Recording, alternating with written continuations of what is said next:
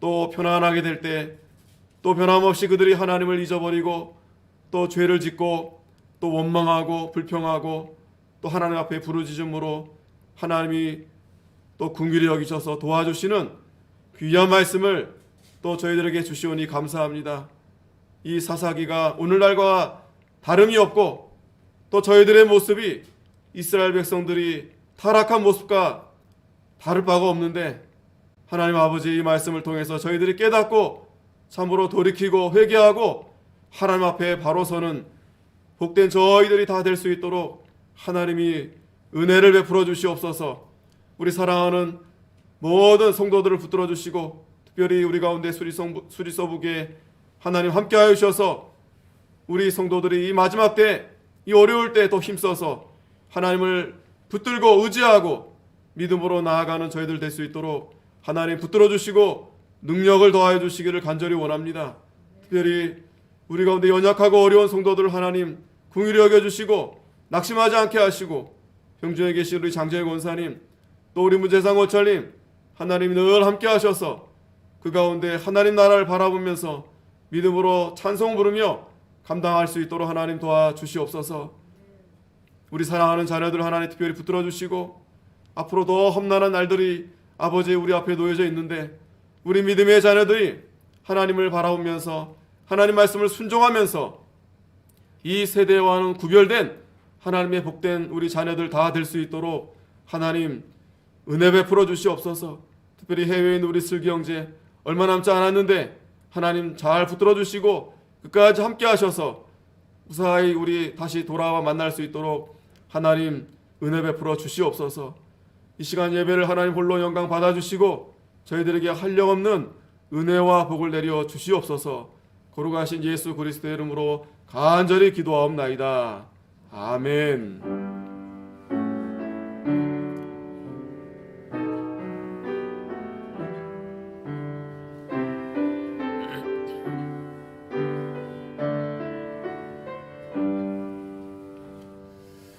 성경 말씀은 사사기 3장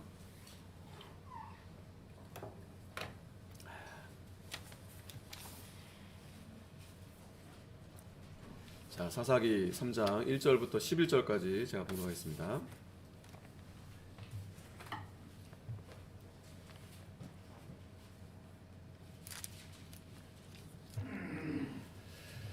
사사기 3장 1절 1절부터 11절까지 제가 봉독하겠습니다.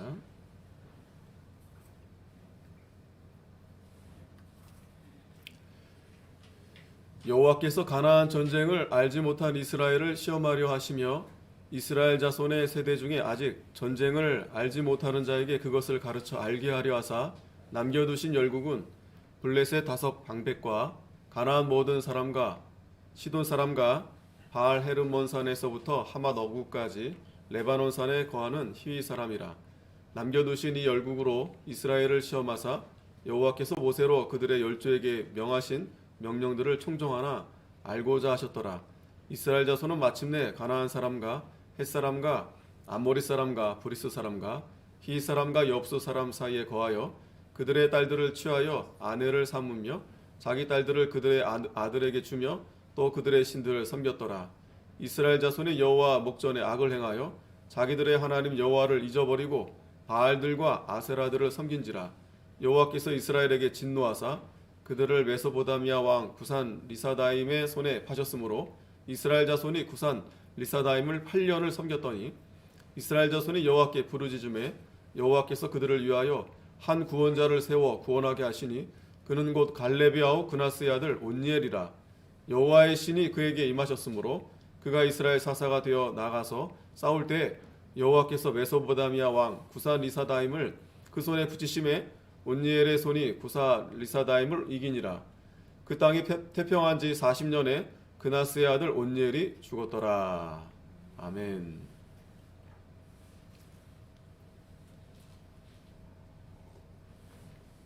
오늘 말씀의 제목은 유다 지파의 기업. 유다 지파의 기업. 죄송합니다. 다시 말해 기억이 아니라 하나님은 나의 힘이시니라. 온니엘. 예, 제목을 제가 수정을 못했는데 오늘 말씀의 제목은 온니엘. 예. 온니엘. 예, 온니엘 주보 보면 온니엘. 예. 온니엘의 뜻은 하나님은 나의 힘이시니라는 뜻입니다. 하나님은 나의 힘이시니라. 이 말씀을 증거하도록 하겠습니다. 우리가 지난주 우리가 서론의 이 사사기에 대해서 우리가 서론 말씀을 보았는데 이스라엘 백성들이 이제 하나님을 떠나서 이방인들과 결혼하고 또 그래서 이제 이방인들의 그 우상들이 이스라엘 백성들에게 다 들어오게 된 겁니다. 그래서 하나님을 떠나서 그들이 우상을 섬김으로 이제 하나님의 징계를 받게 되어서 그때마다 이제 부르짖음으로 하나님이 이제 사사를 보내셔서 다시 이제 그들을 이제 구원해 주시고 또 편안해지면 또 그들이 또 이렇게 죄를 짓고 그런 일들의 이제 반복된 이야기가 이제 사사기의 내용이다라고 말씀드렸습니다. 그렇지만 중요한 것은 이스라엘 백성들이 그렇게 타락하고 정말 하나님의 심판을 받아 마땅한데 긍휼의 하나님께서 이 사사들을 보내서 하나님은 그래도 계속해서 하나님의 그 언약된 그 말씀대로 그들의 택한 백성들을 구원해 주시려고 계속해서 일하고 계시는 그러한 하나님의 신실한 그러한 은혜를 우리가 사사기를 통해서 잘 볼 수 있습니다.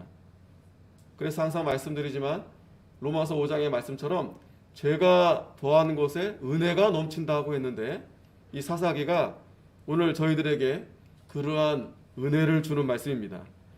그래서 우리가 사사기 2장 18절에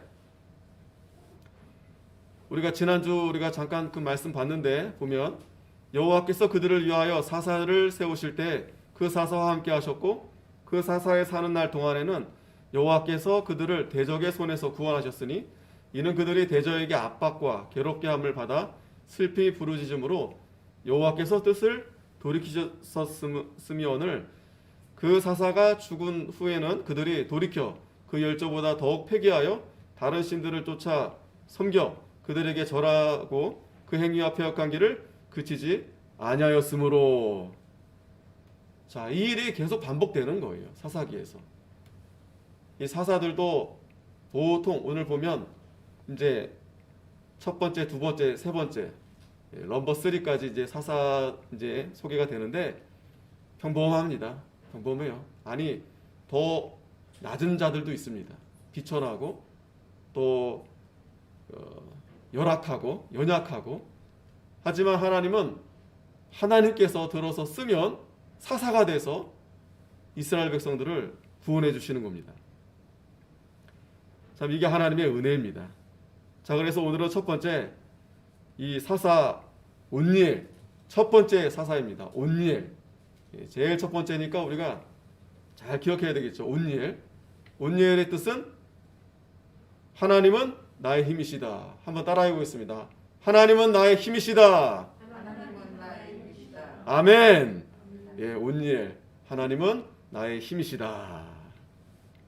자, 1절에 보면 여호와께서 가나안 전쟁을 알지 못한 이스라엘을 시험하려 하시며 이스라엘 자손의 세대 중에 아직 전쟁을 알지 못하는 자에게 그것을 가르쳐 알게 하려 하사 남겨두신 열국은. 자, 하나님이 이스라엘 백성들을 시험하게 하신다 그랬어요. 시험하게 하신다. 시험하려 하신다. 누구를 시험하시냐면 가나안 전쟁을 알지 못한 이스라엘. 즉 오늘 본문에는 이제 여호수아가 죽고 여호수아가 함께했던 그 부모 세대가 죽고 이제 그 다음 세대, 즉 가나안에서 이제 새롭게 태어난 세대들인데 이들은 가나안 전쟁을 알지 못합니다. 그래서 하나님이 그들을 시험하시려고 어떻게 했냐면 2절에 이스라엘 자손의 세대 중에 아직 전쟁을 알지 못하는 자에게 그것을 가르쳐 알게 하려 하사 남겨두신 열국은 블레셋 다섯 방백과 가나안 모든 사람과 시돈 사람과 바알 헤르몬 산에서부터 하맛 어구까지 레바논 산에 거하는 히윗 사람이라 그랬어요. 히윗 사람. 사실은 하나님이 남겨두셨는데 그러나 그러니까 하나님의 계획 가운데 있었던 거죠. 하나님이 분명히 이스라엘 백성들에게 가나안 이민족들을 다 몰아내라 그랬어요. 왜 몰아내라 했냐면 분명히 그 가나안의 이방인들은 잘 살고 있었어요. 쉽게 말하면 돈도 많고 또 여러 가지 재능도 많고, 하지만 중요한 것은 그들에게 우상이 있어서 우상이 있기 때문에 우상을 섬기는 여러 가지 문화 다 우상과 관련되어 있기 때문에 이거 죄송해요. 답답해가지고 말 못하겠네. 우상이 있기 때문에 하나님께서 그 우상으로 인해서 이스라엘 백성들이 그들에게 그 우상이 쉽게 빠르게 전파되기 때문에 하나님이 이 민족을 다 몰아내라 했던 겁니다. 우리도 그렇잖아요. 이 세상에 살면서 이 세상의 문화, 풍습, 이 얼마나 우리를 즐겁게 하고, 그죠? 우리를 풍요롭게 하고. 그러나 우리가 주의할 것은 그 안에 있는 우상. 그러니까 그거로 인해서 하나님을 잊어버릴까, 하나님을 떠날까, 우리는 늘 삼가 조심해야 된다라는 거예요. 그런데 지금 이스라엘 백성들이 광야 생활만 하다가 가나안에 이제 딱 정착했는데 보니까 이방 사람들이 너무 잘 먹고 잘 살고 잘하고 있는 거예요. 그러니 어떻게 그들을 쉽게 몰아낼 수 있겠어요?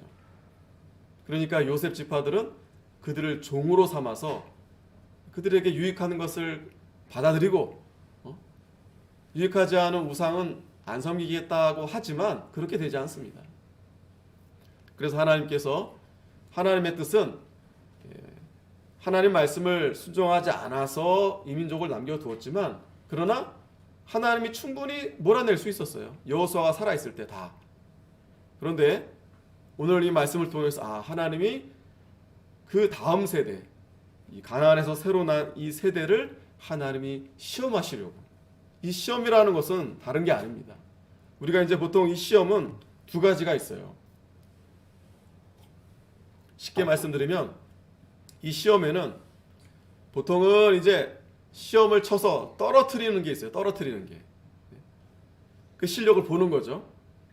하지만 더 중요한 것은 올라가게 하기 위해서 시험하는 겁니다. 올라가게 하기 위해서. 그래서요, 특별히 이 시험은 이 마귀가 주는 시험이 있는데, 이 시험이라는 단어가 같지만 원래 그 단어의 원래 그 어원은 달라요. 이 마귀가 주는 시험은 시험이 아니라 유혹입니다. 미혹한다. 이제 미혹함을 통해서 시험하는 겁니다. 그래서 이 마귀의 시험은요, 떨어뜨리기 위한 시험이에요. 우리 성도들을 미혹해서 여러 가지 유혹을 통해서 이 믿음을 떨어뜨리게 하고, 여러 가지로 하여금 우리가 나아가지 못하도록, 하나님 앞에 가지 못하도록 이렇게 마귀가 시험하는 겁니다. 그런데 반면에 하나님의 시험은 우리를 떨어뜨리려 함이 아니에요. 하나님이 왜 우리를 떨어뜨리려 합니까? 하나님은 우리를 이 시험을 통해서, 하나님의 시험은 그래서 테스트. 우리가 학생들이 학교에서 시험을 하죠. 떨어뜨리기 위한 시험이 아니죠. 진급하기 위해서. 다음 단계. 직장 생활하면서도 진급 시험. 올라가게 하기 위해서. 그러나 다 아무나 올라갈 수 없죠. 그 시험에 통과해야만, 자격이 돼야만 올라가는 겁니다. 자, 그러니까 하나님의 이 테스트는, 하나님의 시험은 우리를 연단하게 하기 위해서 하시는 거예요. 연단. 우리를 올라가게 하기 위해서. 때로는 이 두 가지가 분간하기 어려울 때가 있는데, 그러나 우리가 하나님 말씀을 잘 붙들고 믿음에 서 있으면 우리가 이 마귀의 이 미혹, 이 마귀의 시험, 이걸 우리가 잘 피할 수 있고, 또 이 하나님의 이 시험, 이것을 우리가 잘 감당해서 올라갈 수 있는 겁니다.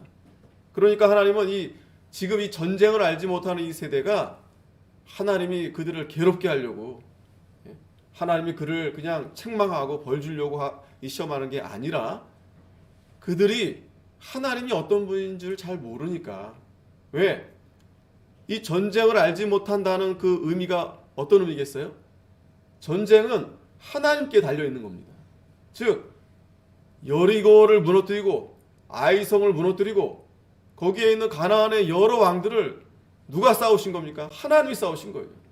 그러니까 전쟁은 하나님께 있는 겁니다. 하나님의 손에 달려 있는 거예요. 그런데 새로 태어난 세대들은 그걸 모르는 거예요. 잘 모릅니다. 물론 이제 부모가 가르쳐주고 또 배운 바 있지만 체험 못해요. 체험. 우리가 이 신앙은 체험입니다. 체험. 체험적인 시험이 필요합니다. 이론적으로는 아는데 이 몸으로 부딪혀 봐야 돼요. 이 체험적인 이 시험을 하려면 이 체험적인 이 신앙은 하나님이 그래서 연단시키시는 겁니다. 여러 가지 일들을 통해서 여러 가지 시험들을 통해서 우리를 연단시켜서 더 확고한 체험을 얻게 하는 거예요. 아, 하나님이 살아계시구나. 하나님이 나와 함께 하시구나. 분명하게 알게 하시는 겁니다. 그래서 이스라엘 백성들이 이 신명기 8장의 말씀처럼 너희들이 하나님의 말씀을 듣는가 듣지 아니한가 그걸 알게 하려고 그들을 낮추시고 시험했다고 했습니다. 자, 그렇게 보면은 광야에서도 시험을 했었고 가나안에 정착을 했어도 시험을 하나님이 또 하신다고 하고, 자, 그러면 이 시험은 늘 있는 겁니다. 늘 있는 거예요. 우리가 사는 동안에 늘 시험이 있습니다. 이 세상에서도 시험 있잖아요. 학교를 졸업했더니 이제 시험 끝났다라고 생각했는데 아니에요. 또 이제 올라가면 또 시험이 있어요. 또 시험. 여러분들도 사는 동안 내내 시험 있지 않겠어요? 시험. 시험이 없으면 좋겠다. 그럴 수 없어요. 이 시험이 없는 데는 천국입니다. 천국. 하나님이 이 시험이 필요하기 때문에 우리가 분명히 알아야 됩니다. 하나님 우리에게 복을 주시려고 시험하시는 거예요. 복을 주시려고. 우리를 연단하셔서 연단하게 해서 잘 연단해서 하나님의 자녀답게 거룩한 백성답게 그러려면 시험이 필요합니다. 반드시 시험이 필요해요. 불로 연단하여도, 그죠? 베드로전서에 보면 불로 연단하여도 없어질 금보다 더 귀하여, 이 믿음의 시련이 그런 거라는 거예요. 우리가 아이고 이 시험 참 어렵다, 힘들다. 물론 그렇지만 우리가 이 사사기 말씀을 통해서 하나님이 나를 사랑하시고 그래서 나를 연단시키셔서 하나님의 자녀답게, 우리가 이 마음가짐부터 우리가 다르게 해야 됩니다. 자꾸 시험을 피하려고 그러고, 물론 이제 마귀의 미혹은 피해야 돼요. 마귀의 시험은 우리가 잘 도망가야 됩니다. 이 요셉이 보디발의 아내가 미혹하잖아요. 그걸 내가 어떻게 싸워서 이길 수 없어요. 마귀의 미혹은 피해야 됩니다. 도망가야 돼요. 그러나 이 하나님의 시험은 감당하는 겁니다. 그래서 이 하나님께서 이 전쟁을 알지 못하는 이 세대에게 이 민족들을 남겨주셨다고 했습니다. 4절에 보면 남겨두신 이 열국으로 이스라엘을 시험하사 여호와께서 모세로 그들의 열조에게 명하신 명령들을 청종하나 알고자 하셨더라. 이게 중요한 겁니다. 하나님의 시험의 목적은 다른 게 아니에요. 하나님의 말씀을 다 잘 듣는가 듣지 아니하는가 그걸 보시는 겁니다. 그래서 하나님 말씀을 잘 들으면 사는 거고 이기는 거고 통과하는 거고 잘하는 거고, 그 말씀을 듣지 아니하면 하나님의 징계를 받을 수밖에 없어요. 그에 대한 벌을 받아야 됩니다. 그래야지 깨닫죠. 그래야지 다시 하나님 앞에 돌이킬 수 있는 겁니다. 자, 그런데 이 전쟁을 알지 못하는 세대들이 어떻게 살았는가 하면 5절에 보니까 이스라엘 자손은 마침내 가나안 사람과 헷 사람과 아모리 사람과 브리스 사람과 히윗 사람과 여부스 사람 사이에 거하여 그들의 딸들을 취하여 아내를 삼으며 자기 딸들을 그들의 아들에게 주며 또 그들의 신들을 섬겼더라.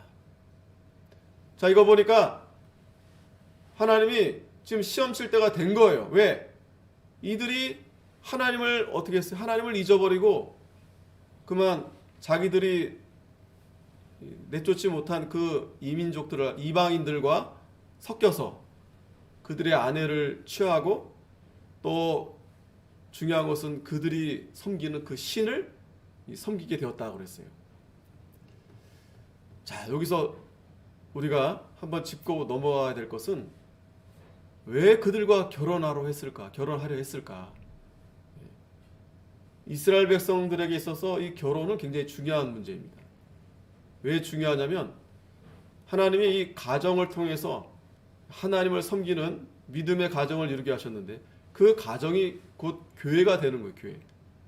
그래서 이 가정은 믿음으로 서로 연합이 돼서 하나님을 섬기는, 하지만 이방인들은 하나님을 섬기지 않습니다. 온갖 우상, 또 그 우상 안에는 음란하고 또 굉장히 잔인하고 여러 가지 쾌락, 이런 것들이, 세속적인 것들이 가득합니다. 그러니까 우리 하나님을 섬기는 우리 성도들은 이방인들과 함께 할 수 없어요. 같이 할 수 없어요. 즉 그들이 섬기는 우상을 우리는 받아들일 수 없다라는 겁니다. 자, 그런데 왜 이들이 그들을 아내로 삼으려 했을까요? 아까 서두에도 말씀드렸지만 지금 이스라엘 백성들은 지금 애굽에서 종살이 하다가 광야에서 내내 고생하고 뭐 집도 없고 아무것도 없이 이제 가나안에 들어가게 된 거죠. 그래서 하나님은 그들에게 너희가 수고도 하지 아니하고 또 너희가 집을 짓지 아니하는 것을 하나님이 너희에게 주겠다 했어요. 그러니까 그것들은 다 이미 먼저 살고 있던 가나안 속에 있었던 그 이민족들이 다 세우고 또 해놓은 것들이죠, 다. 그러니까 거저 이스라엘 백성들을 얻은 겁니다. 자, 그걸 얻으면서 살면서 보니까 저들이 우리보다 더 좋아 보이는 거예요. 그러니까 하나님의 백성들은 단순합니다. 하나님이 그들에게 복을 주시는 것은 너희들이 열심히 하고 뭐 여러 가지 재주를 부리고 그게 아니라 분명히 말씀했잖아요. 신명기에서 보면은 너희가 하나님 말씀을 잘 들으면 하나님 너희에게 복을 주시는데 이른 비와 늦은 비를 적당하게 주시겠다. 그러나 하나님을 버리고 우상을 섬기면 하나님이 하늘 문을 다 닫아서 너희로 하여금 하나님이 멸절하게 하리라. 하나님 그렇게 말씀했어요. 그러니까 이스라엘 백성들이 잘 사는 방법은, 우리 성도들이 잘 사는 방법은 다른 게 아니에요. 하나님 말씀을 잘 듣고 하나님을 잘 섬기는 것이 바로 하나님이 주시는 은혜와 복을 받아서 우리가 사는 겁니다. 자, 그렇게 하다 보니까 단순해요. 그렇잖아요? 우리 성도들의 삶은 단순합니다. 지극히 단순합니다. 우리가 주일에 이렇게 예배드리고 또 평일에는 우리가 직장생활 열심히 또 일하고 또 집에 와서 또 가족들과 이렇게 잘 단란하게 지내고 뭐 이렇게 특별한 게 없어요. 아주 단순합니다. 하지만 이방 세상은 그렇지 않죠. 왜냐하면 그들은 쾌락을 추구하기 때문에 뭔가 재미나는 게 없을까? 뭔가 즐거운 일이 없을까? 이런 이벤트. 또 그들이 재주가 좋습니다. 재주가 좋아요. 그러다 보니까 이스라엘 백성들이 그들의 문화를 보니까 이거는 너무 달콤한 거예요. 너무 따라하고 싶은 거예요. 또 그들이 자기들보다 더 가진 게 많이 있어요. 여러 물질적인 것도 그렇고 또 여러 가지 재능도 그렇고. 그래서 믿음이 약해지면서 하나님을 점점 멀어지면서 그들과 가까이 하면서 그들의 것을 받아들이기 시작한 겁니다. 그러면 어떻게 해야 되겠어요? 저 이방인들의 재물과 재산을 내가 가지려면 방법은 하나예요. 결혼하면 돼요. 이 결혼이 그런 겁니다. 결혼이라는 것을 통해서 서로 주고받고 하는 거예요. 또 그냥 들어오겠어요? 또 자기 또 그걸 가지고 들어오겠죠. 그러면서 서로 결혼하게 되는 겁니다. 이것이 단순히 한 어떤 가정의 결혼만 빗대는 얘기가 아니라 나라적으로도. 그래서 이스라엘의 아합 왕이 누구하고 결혼합니까? 이세벨하고 결혼하는 거예요. 왜? 그 이세벨의 큰 메소포타미아에 있는 그 거대 나라의 딸이기 때문에 그 딸과 결혼을 맺으면 우리 이스라엘이 안전하겠다. 그렇게 생각해서 또 그들의 여러 가지 좋은 문명, 여러 가지 것들을 받아들이기 위해서 그렇게 결혼하게 된 겁니다. 그래서 하나님이 하지 말라 그렇게 명령하신 거예요. 하지 말라. 그런데 오늘 말씀에 그들이 그들의 딸들을 취해서 아내를 삼고 또 그들의 신을 섬겼다고 했습니다. 이것이 바로 하나님 중심에서 자기 중심으로 변질된 거예요. 잘 보세요. 저와 여러분들도 하나님 중심으로 살 때에는 단순합니다. 단순해요. 우리가 하나님을 잘 섬기면 복을 받는다. 다른 거 없습니다. 하나님이 나의 생명이다. 하나님이 나의 모든 것을 하나님께 달려있다. 하나님의 주권. 그러면서 우리는 하나님 말씀대로 순종하면서 사는 겁니다. 그런데 이게 변질이 돼요. 하나님 중심에서 자기 중심으로 변질이 되는 겁니다. 그러면 완전히 달라요. 하나님 중심은 말씀 중심이고 또 신본 중심 그런 세계가 되는데 자기 중심이 되면은 인본주의가 됩니다. 인본주의. 이 세상은 그래서 인본주의예요. 인본주의. 자기 중심. 자기가 옳은 것은 자기가 옳게 생각한 것은 다 옳은 거예요. 자기가 옳지 않다 여기는 것은 다 옳지 않은 겁니다. 자기가 좋아하는 것은 다 옳은 거예요. 그래서 사사기 시대에 우리가 잘 알죠? 자기의 소견대로 그렇게 살았던 그 시대가 바로 사사기입니다. 오늘 시대와 동일하죠. 우리가 하나님을 섬긴다 하지만 우리가 말씀 중심 하나님 중심으로 하나님을 섬기느냐 아니면 자기 중심으로 자기가 필요하면 그러니까 하나님을 자기의 필요의 도구로 사용하는 거예요. 필요의 도구. 그거는 이 이방 우상 섬기는 그러한 거와 동일한 거예요. 동일한 겁니다. 자, 그래서 7절에 보면 이스라엘 자손의 여호와 목전에 악을 행하여 자기들의 하나님 여호와를 잊어버리고 바알들과 아세라들을 섬긴지라. 이제는 대놓고 악을 행하는 겁니다. 자, 이 여호와 목전에라는 말씀이 사사기에 얼마나 많이 나오는가 여러분 한번 염두하면서 보세요. 이스라엘 자손이 우리가 그 여호수아 23장에 한번 잠깐 22장, 23장 잠깐 우리가 생각해 보면 그 루벤, 므낫세 그 갓지파가 이제 돌아가면서 엣단 세웠잖아요. 엣단. 그죠? 사실은 그것을 증거로 우리가 나중에 우리 후세에 서로 이제 모른 척 할까봐 증거로 삼아서 하나님은 우리의 하나님이시다. 그 엣단을 쌓잖아요.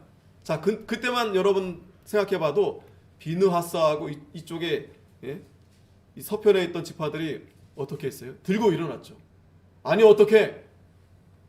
우리가 하나님만 섬겨야 되는데 하나님만 이 실로에서 제단을 쌓고 예배해야 되는데 너희들이 어떻게 그렇게 하나님 말씀을 어기고 그거를 세울 수 있었느냐 하면서 들고 일어날 때가 얼마 안 됐었어요. 그죠?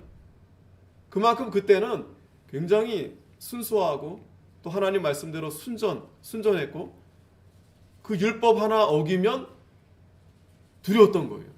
하나님의 심판이 임할까봐. 그 아버지 세대는 그랬었어요. 그죠? 근데 지금 이 손주 세대, 새로운 세대가 되면서 이제 바뀐 거예요. 세상이 바뀌었어요. 이들의 가치관, 이들의 중심은 하나님이 아니고 자기 중심적인 세계가 된 거예요. 자기 중심.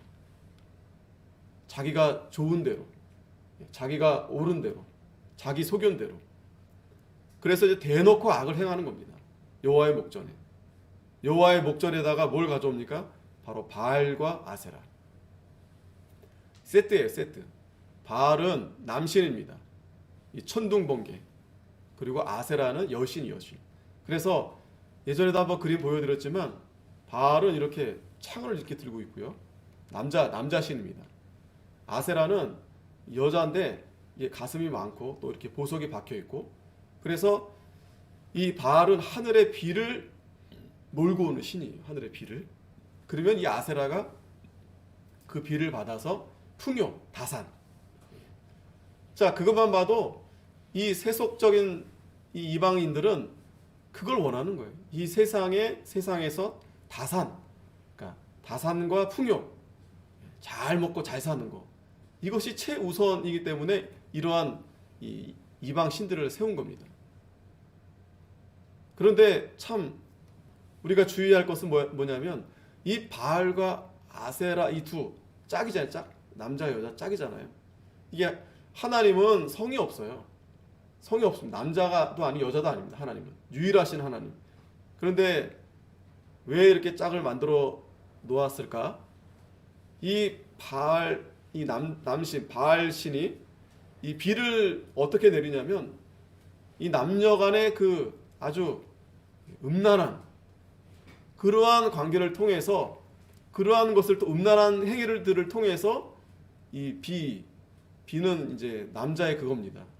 그게 이제 쏟아지게 돼서 그걸 이제 아세라가 받으면 자기가 아세라를 통해서 많은 이 여인들이 이제 아이를 낳게 되고 또 밭에서 이렇게 많은 곡식을 맺게 되고, 그러니까 그러한 행위가 이 인간 그 음란한 그 성행위를 통해서 이제 그렇게 복을 얻게 된다라는 거예요.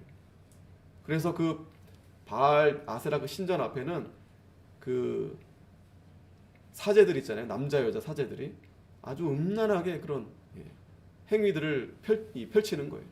그게 제사 드리는 겁니다. 그러니 이스라엘 백성들이 그거 보고 어떻게 따라가지 않을 수 없겠어요. 이 세상이 우리가 흔히 음란한 세상이라 말하죠. 음란한 세상. 다 이 음란과 다 연결되어 있습니다. 이 본성, 이 죄성이 오용한 거예요. 오용. 하나님은 이 남자와 여자를 하나님이 아름다운 이 성을 주어서 사랑으로 그를 이제 생육하게 해서 가정을 이루게 하셨는데, 이 음란한 이 마귀는, 사탄은 이거를 그냥 쾌락으로, 인간의 쾌락으로 그렇게 그냥 치부해 버리게 된 겁니다. 그런 식으로 사람들을 미혹하는 거예요. 이거를 어디서 이런 악을 행했냐면 바로 여호와의 목전에서, 하나님 눈앞에서 그러한 음란한 짓거리를 하는 겁니다. 자, 그러니까 8절에 여호와께서 이스라엘에게 진노하사 그들을 메소보다미아 왕 구산 리사다임의 손에 파셨으므로 이스라엘 자손이 구산 리사다임을 8년을 섬겼더니. 자, 이러니 여러분 같았어도 여러분들의 자녀들이 만약에 그런 악을 행한다고 하면 그냥 내버려 둘 수 있겠어요? 하나님이 우리를 사랑하시고 우리의 아버지가 되시니까 그냥 그걸 내버려 두지 않는 겁니다. 하나님이 진노할 수밖에 없어요. 하나님의 진노는 사랑의 매입니다. 사랑의 매. 그 이스라엘 백성들을 돌이키게 하려고. 그래서 누구를 이용하느냐? 메사포타미아 왕, 그 위에 메소포타미아 왕 구산 리사다임의 손에 파셨다 그랬어요. 자, 이 표현도 재밌습니다. 하나님이 팔았어요. 팔았다는 건 어떤 의미입니까? 다시 뭐가 됐어요? 노예가 된 겁니다. 노예가. 이스라엘 백성들이 애굽에 400년 동안 노예였었잖아요. 그죠?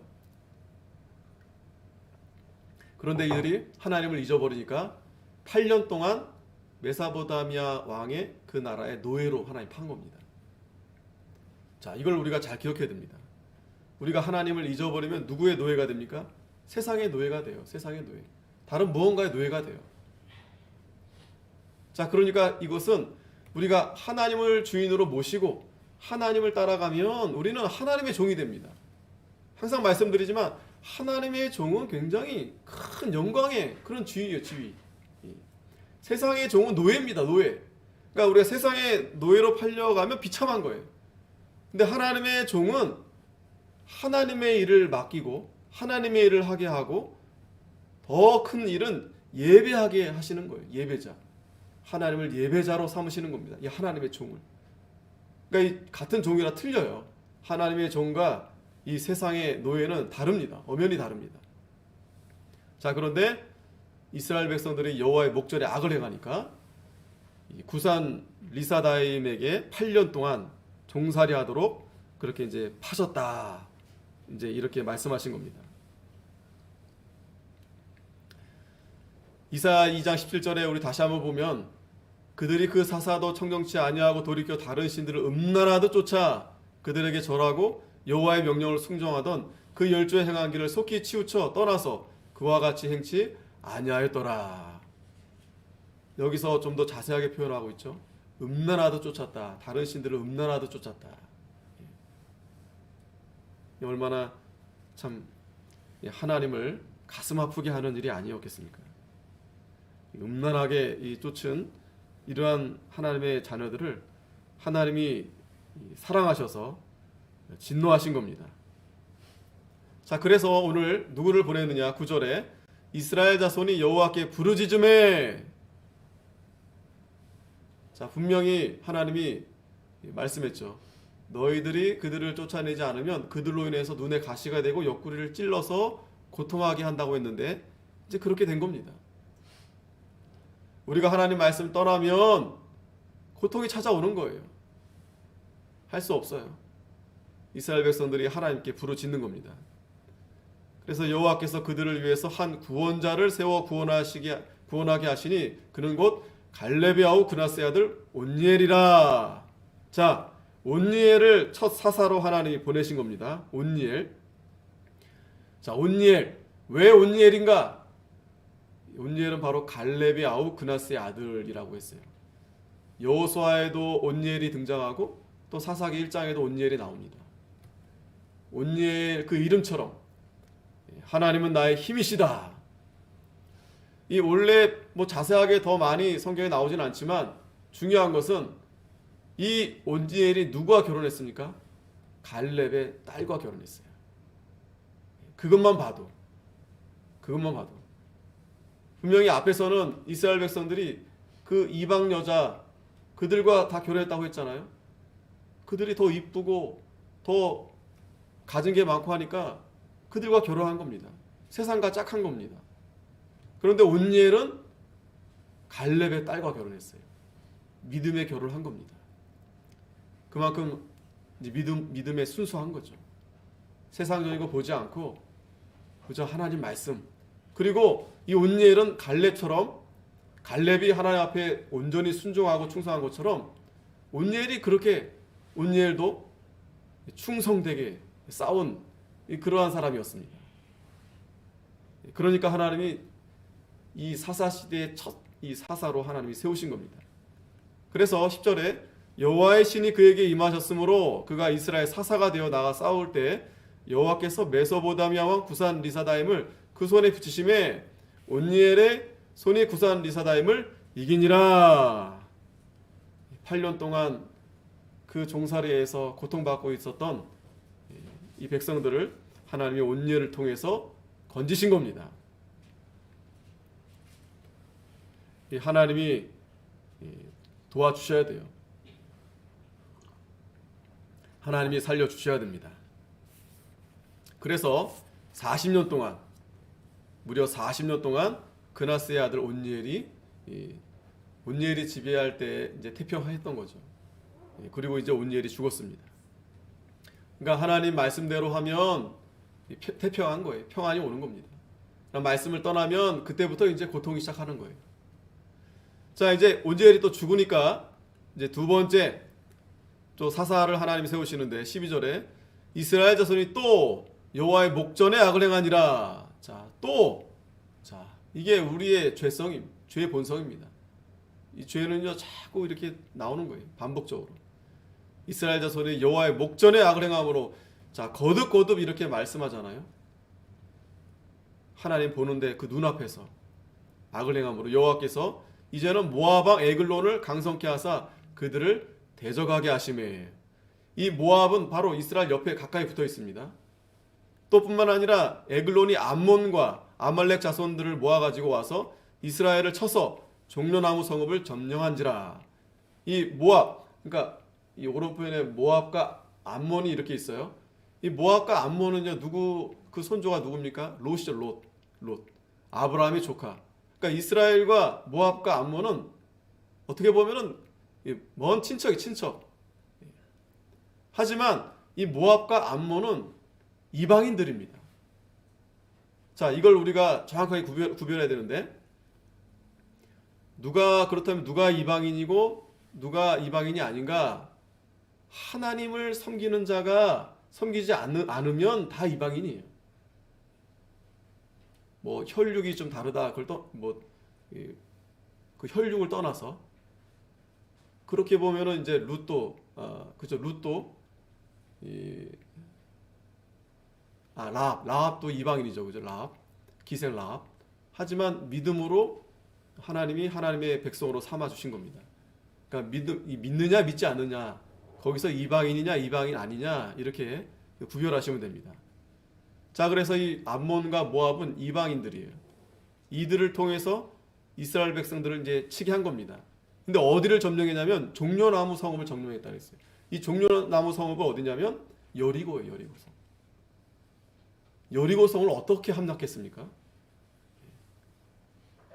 하나님이 그 여리고성을 7바퀴 돌게 하여서 마지막에 7번 더 돌았지만 와 해서 하나님이 그 성을 무너뜨렸었는데,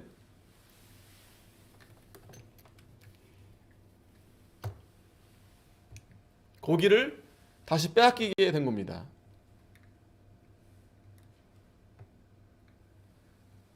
그 종려나무 성읍을 다시 이제 빼앗기게 된 거예요.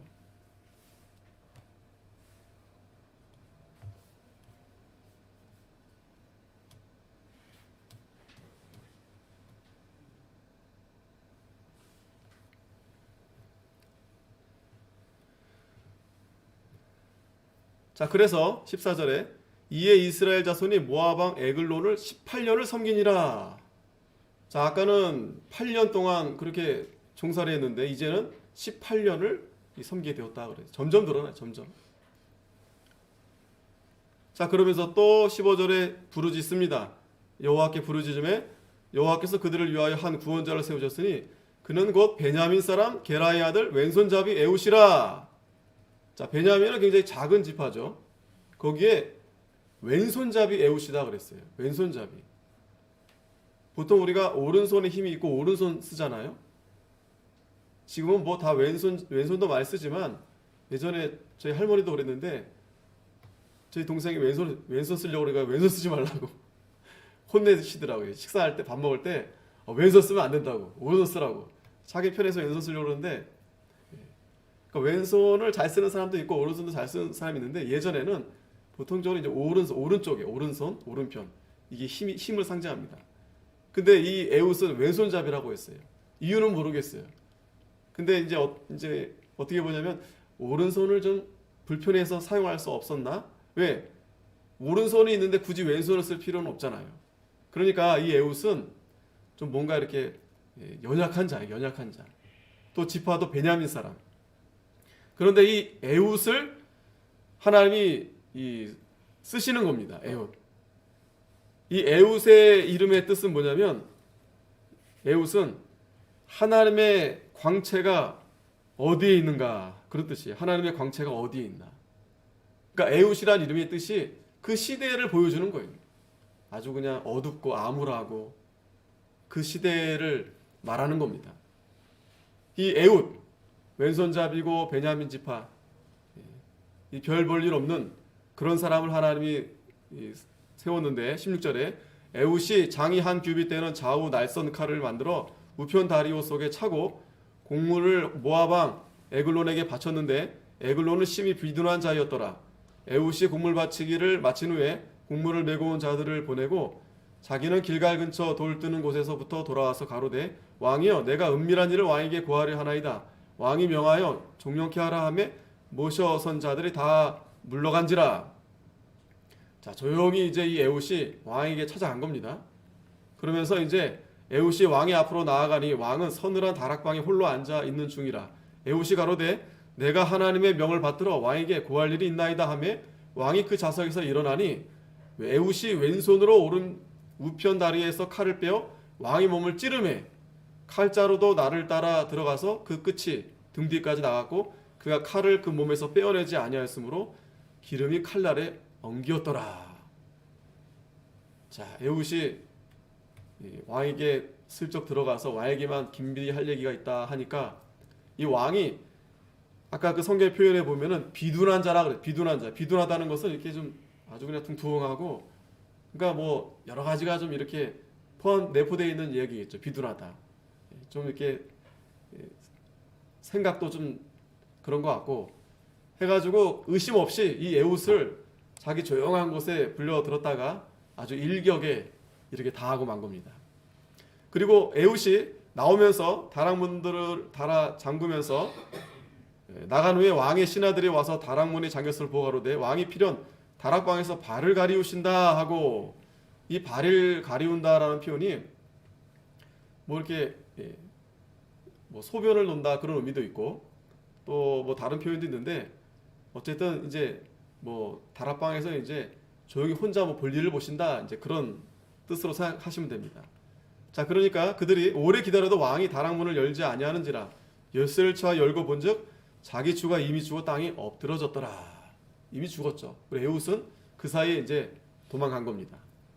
그들의 기다리는 동안에 에훗이 피하여 돌 뜨는 곳을 지나, 이 돌 뜨는 곳은 이제 이 길갈이죠. 길갈에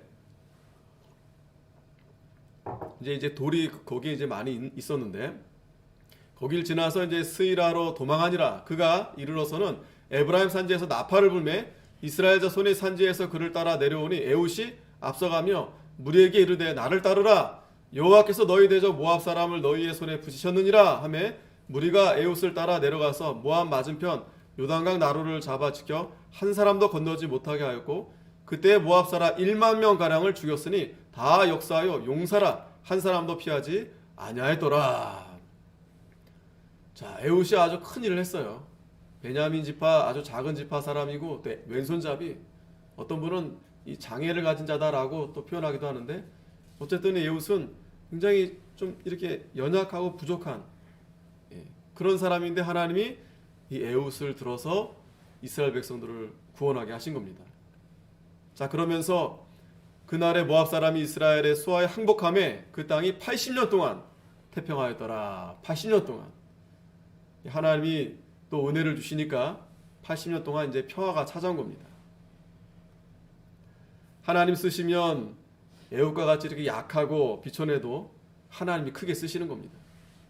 자, 마지막으로 세 번째, 이제 마지막 이제 한 절 남았는데 31절에 이 세 번째, 이 삼갈이라는 사사인데 사사라고 이름도 나와 있지 않지만 짧지만, 자 보면 에훗의 후에 아낫의 아들 삼갈이 사사로 있어 소모는 막대기로 블레셋 사람 600명을 죽였고 그도 이스라엘을 구원하였더라.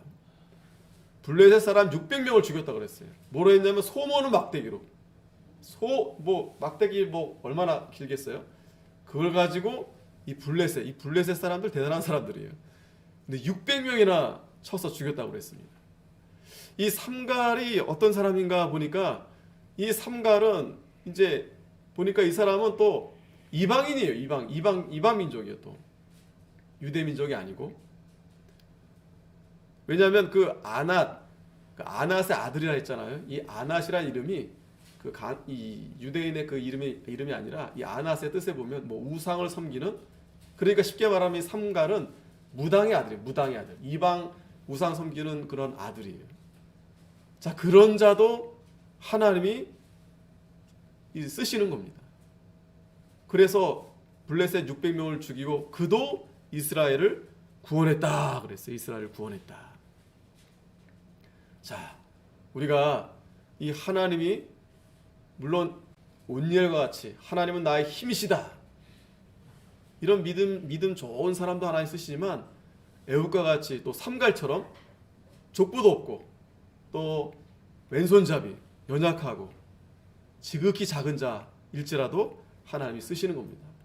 그래서 고린도전서 1장 27절에 보면은, 자 우리 한번 같이 읽겠습니다. 시작. 그러나 하나님께서 세상에 미련한 것들을 택하사 지혜 있는 자들을 부끄럽게 하려 하시고 세상이 약한 것들을 택하사 강한 것들을 부끄럽게 하려 하시며 하나님께서 세상에 천한 것들과 멸시